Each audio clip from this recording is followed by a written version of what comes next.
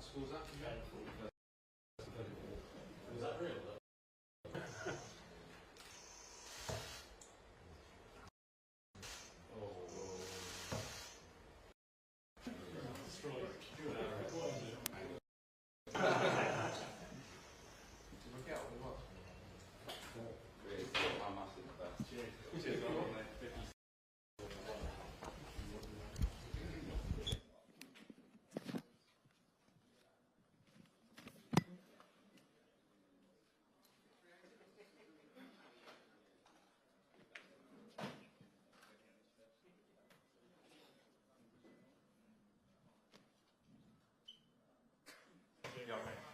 Good afternoon, everyone. Welcome to Blankenheim for this media conference with John Stones. As ever, a maximum of 3 questions per person, if you don't mind.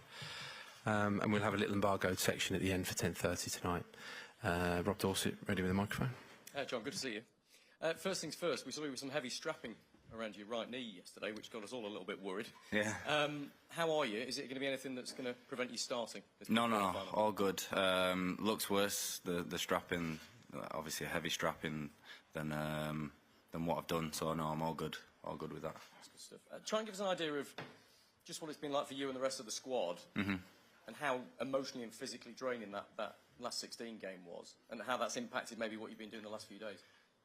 I think how we've managed our time, especially after the game, the manager realises how taxing it is on everyone, and we had some great time off with families, one afternoon, and then back into training. It's been, I think, once you're in that kind of getting over such a big hurdle, you want to kind of go again, and we want to try and put things right and keep progressing in the tournament. It sounds like Gareth has been trying some different things in training, moving formations around and that sort of thing a little bit. Does it feel like there's a plan kind of evolving for this really business end of the tournament? Well, I wouldn't say so. I think how we work on different presses, systems, shapes, build-ups. As I spoke to you before, I said improve as a team and how we're playing our football, and we've worked really hard on trying to do that and get the best out of us as players and as a collective. So it's been a great few days. Obviously got one more tomorrow before the game. Hopefully can fine-tune a few things that we've worked on over the past 2 days and see where it takes us.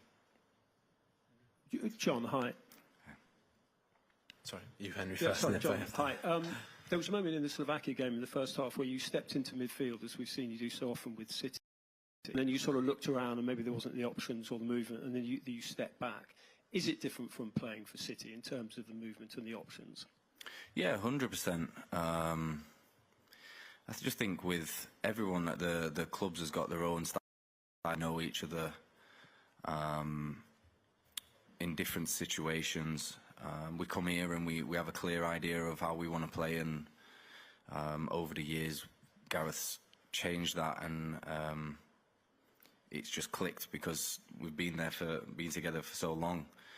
But yeah, no, it's different, and not in a bad way, not in a good way. It's just how we play, and as I said before, we're trying to improve on that to get back to where we were before this tournament, in previous tournaments, and really hit our standards.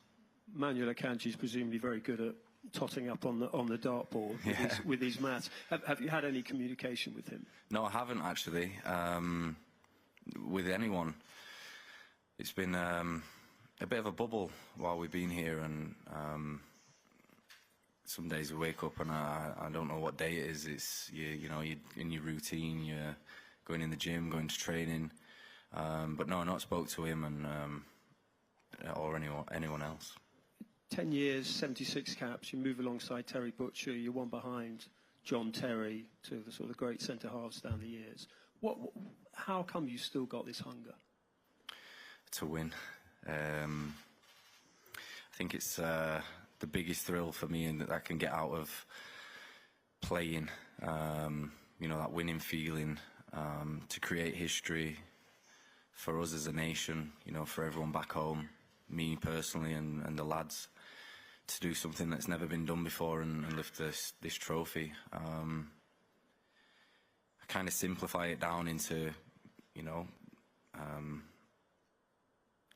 all those little things that I've just said, and trying to create our own history and make something happen. And that comes with all the trophies that I've won previously in my career, and trying to bring those attributes to the team, that hunger, and the things that I spoke to you about before, the things that you can't really coach or learn. It's almost, you're just born with it, that come around winning a football game or going that extra yard to try and make this happen. That's the dream. That's the belief that I definitely have. Thanks, Henry. Faye, then Rob Harris. Hey, John. Hi. On helping in the preparations for this game.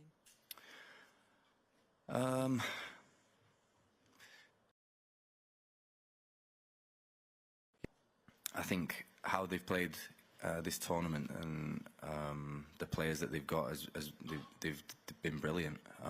So that's down to us now. Me giving advice to the guys up top, pressing or playing against the likes of Manu, I think is an exceptional player. I'm sure he's doing the same to his teammates about me, Walks, Phil. But yeah, as I said there, they've got some great players, and I think it'll be a really good matchup for us, a good test for us, and you know. Obviously, you've Guehi. How different is it going to replace him? We train with everyone in training, different positions, even different scenarios as well. So it makes it seamless, and that's a good thing for us. Whoever's in at the weekend will be plays for a reason, and everyone's just raring to go that haven't got the minutes that they've won. Whoever plays, I've got, you know, massive faith in them. And obviously, we don't know what formation you're going to set up as, but can you give us a bit of insight from a defender's point of view of the difference between playing in a 3 and a 4 for you? I think they bring two different sides to the game, two different outlooks for us over the years, especially opposition-wise as well. You know, it causes them a problem. I think we're really fluid in both, and that comes down to us when we get out on the pitch. Yeah, I suppose it's down to the manager what he decides to do, and what he sees their weaknesses and strengths that we can bring to the game with whatever formation we decide to play. Thank you. Thanks. Okay, back to Rob Harris, please. Hi, Rob Harris from Sky News. Good luck for Saturday. Thanks. Do you feel you've all got a lifeline? Is it something you want to now really seize on? And is it about getting the result, or do you feel you need to entertain the nation? Yeah, both. I've said it for the past few games now that we needed to keep progressing and keep and try and play our fluid football that we're used to. But I don't want to discredit the other night either. I thought we were, you know, going home after that, after 60 minutes of the game. And to change the mindset of us all and keep that belief and faith is, you know, it's got a lot of power behind that, I think, for ourselves, other teams. Everyone watching at home knows that we're there to do it right until the last minute, literally. And I think we should take great confidence from that. That's not something that's not easy to do, especially in a high-pressure game. Understandably, the fans weren't happy with the performance. that, and I think we use that as fuel, you know. That extra mile and make it count, and we did that. And I said after the game that now we've got to go to the training pitch, as we have done this week, and a few things and try and get ourselves playing back to where we were, and that fluid, exciting football, creating more chances, which is what we all want as players, and I'm sure that everyone at home and in the stands does as well. But to get through to another quarter-final is something I'm extremely proud of personally. Over the years, I don't think we've been that successful in our history at doing that. So, you know, in my time I've been here, to do it repeatedly, every tournament, be there, is, you know, it's a big thing for us, and you know, we've got to grasp it with two hands and you know, get to the next stage. Obviously, we're all really appreciative of what Jude managed to do in the 95th minute. How's he bearing up, obviously, particularly with this focus on his celebration, and you're obviously all hoping he'll be available on Saturday? Yeah, no, I think Harry was lining up behind him as well, and Jude was in a great position. He's done it all season, come up with some massive goals for Madrid. He has done here as well. I think whoever would have put it in, we would have all been feeling the same now, and what an amazing moment for him personally and for us as a team. Yeah, no, I hope he's there. I'm not sure what's going on with everything around that, but you know, all we can focus on is hopefully scoring a bit earlier this time. John, we've heard that Ezri Konsa is the man in line to come into this defensive trio if there is a shift, and obviously with Mark out. Is it, from what you've seen in training, is it, given the occasion, the enormity of it, is he ready for that? I think if selected, yeah. I don't think anyone of us know the exact team or system yet. But as I said before, you know, whoever plays in whatever position or partnerships, whatever we want to call it, is fully ready. You know, the standards that I've seen in training from every player has been incredible. So whoever steps in, yeah, he's worthy of being there, and I'm sure will produce. You've played in 3 quarter-finals in major tournaments in the past for England, 1-2, lost 1. Mm-hmm. With all that experience, not just you, but your teammates, and the draw that you've got, you're the highest-ranked team in this half of the draw. Yeah. Do you sense this is an opportunity, doesn't come round too often, one that you've simply got to seize? Yeah, 100%. I think in the World Cup we had another, not a similar run, but a run that we felt we could win, and it didn't happen. I think we've got to use those sorts of situations and learning curves to our advantage now, and you know, we've got an incredible opportunity the weekend to get through to another stage. Yeah, I'm a big believer of, you know, we've been in these positions before now, and it's time for us to realise where we are and the magnitude of these things and what we believe we can do, and put that into practice. The manager's had some criticism, John, this tournament from some fans. Right. You know that you're at a stage now where the next game could be his last as England manager. Are the players using that as motivation as well? You want to win for him? Oh, I didn't. I've only heard about the criticism that he's been receiving. I saw some fans after one game throwing bottles to his direction. I'm sure that will have only motivated him that bit more. I couldn't tell you about his future or us even knowing anything about that as a team or me personally. But of course we all, I think, in this room have spent time with him and know him as a person, and especially how hard him and his backroom staff work. So yeah, definitely we want to win for them. We want to win for ourselves, our families, and you know, everyone in the nation. Thanks, Dan. If you go to Carlo at the back in the middle there. Hand. Hi, my name is Carlo Tasler, Kurzat News. Hi, John. Hi. When Pep Guardiola was coaching Barcelona, Spain was world champion and European champion. When he was coaching Bayern, Germany was world champion. even now, since he took over City, England has finally made some notable results. Is it fair to say that his influence is so big, and are there certain ideas that you are taking from City and giving to the national team?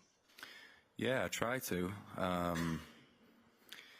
think one of the biggest things for me was, I'm sure you've heard me say it before, about me knowing football before I played under Pep. Quickly realising I knew nothing, with just how he sees the game, how he wants us to play football, and how simply he gets that across to players, and definitely it's had a big effect on not only me, the lads that have played under him here in the England team. And yeah, we bring ideas and solutions to certain things sometimes, and try our best to, you know, better the team, because we've been so successful, and I believe he's the, you know, the greatest manager of all time for me. So to, you know, use some of his ideas, his tactics, us as players knowing them so well, to get them across to the team or the manager and put them into play has been good over the years, you know. So it's hard to do that when you've not got the time on the training pitch as you do at your clubs, but I think over the years where we've drip-fed things in, and the manager also watches every single game, he's picked up his own ideas and tactics. Chris, from there, and then we'll go Jerry after. Hi John, Ayush Shah from Stats Perform. This will be Gareth Southgate's 100th game in charge for England. You've played 65 times under him, the fourth most used player. Just want to know, what have you learned from Southgate over the years? A lot. I'm going to try and give you probably my a top few that have left an impression of how he's changed our culture within a team, which is something that's extremely difficult, and having players coming from different environments with the clubs, to feel so comfortable within everyone's company on the training pitch. The humility that I think we have as a team as well, and the winning mentality. You know, he's very switched on with how we do in games, how we've done in over our period of being together, and very clear in what he wants us to achieve as a team, as a nation. And I think the great attributes, great qualities that he's got as a manager, that he's simple and clear with what he gets over to us as player, and what he wants from us, and what we're all here to try and achieve, and that's something that's not been done. So to be able to be here now and try and make a mark and leave a mark on this tournament is important, and we have that goal at the end of it of, you know, doing something that's never been done before. Somebody asked about the criticism as well that he's received recently, and obviously he came to the press conference after that, the bottle situation, and said, keep the narrative on me, don't keep on supporting the players. Does he mention anything on that with you after the game, or with the players after the game, or is it just aside? Yeah, no, he brushes it aside. I think I can only comment on that is how that'll only affect him in a good way. You know, it'll make him want to win even more, do even better. But yeah, no, it gets brushed aside quite quickly. Thank you. Thanks. Back to Jerry, and then we'll come to yourself there. Hi, John. Hi. Jerry Lawton at the Daily Star. Good luck, best of luck on Saturday. Thank you. You said earlier that you worried after 60 minutes that you might be going home. I was just wondering, that might be a bit earlier than some fans feared. What was going on in the match that made you worry so early that it might just not be our day? Yeah, no, I think it's only human that you have those thoughts. I've learned, I did learn quite quickly over my career to, you know, shut that out especially after one kind of very iconic moment in my career with us playing Aston Villa and scoring goals in minutes, having the same feeling in that game, and trying to use that during the game the other day to, you know, to get out of that mindset and change it into a positive, and really believe that we can win, we're going to win, we're going to score, and yeah, it paid off.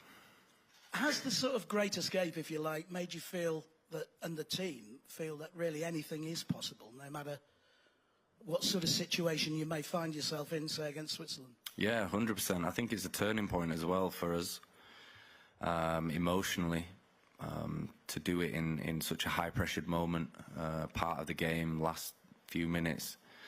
I believe, yeah, it's gonna change a lot of things for us as a team. You know, going through those emotions. There's a great picture of us celebrating that goal, and all the bench are off, all the staff in the stands are up off the seats. It just shows that unity, that togetherness of us as a team, and I think when you've done these things, you believe then even more that you can do better, and when it gets tough, you can always recap to these moments and know that we can do it again. Yeah, and just finally, you say you've been in a bubble, but it is election day in the UK. I was just wondering, have the players voted? Has there been any political banter, or has it been a sort of politics-free zone? It's politics-free zone. I couldn't tell you about the other lads. I'm sure it'll be something that will get brought up tonight later on. But yeah, I couldn't tell you who they vote for. They keep it close to the chest, and yeah, see what happens. Thanks, Thank you very much. And we'll finish this section, gentlemen. Here. Hi, John Kelvin from Swiss Television. I wonder, is there any Swiss player that impresses you the most during the tournament? I've got to go for my teammate. Yeah, Manu. I've seen him work day in, day out. Know how professional he is, how much of a good person he is as well. A lot of the top players are incredible people, and he's one of them. I'm a big fan of his, how he plays the game, love playing with him. So yeah, it'd be a good one to play against each other as well. Thank you very much. No worries. Okay, we'll end the live section there, move on to a short section and bargain until 10:30 p.m.